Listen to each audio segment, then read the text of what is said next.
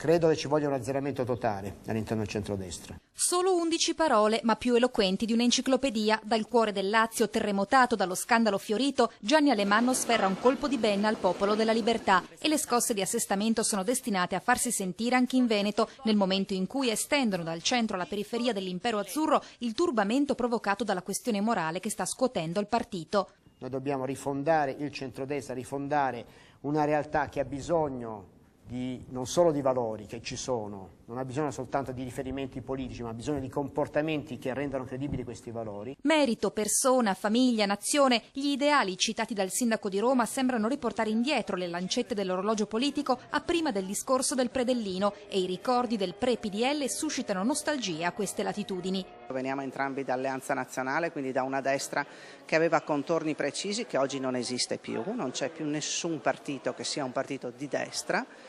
Poi ci sono il centrodestra, il centrosinistra, il centro, nessuno ha un'identità. Su queste basi come andare al voto? Fra pochi mesi a Treviso si apriranno le urne. Non si parte mai da zero, perché il futuro si costruisce sempre sulla base di ciò che di buono è stato depositato dall'esperienza del tempo pregresso. Una miscela intelligente, aggiunge l'esponente trevigiano, fra esperienze positive e novità convincenti, cementando la rappresentanza politica attorno ai valori della tradizione. Sì alla rottamazione, dice Remo Sernagiotto, ma guardando alle teste e non all'età delle persone.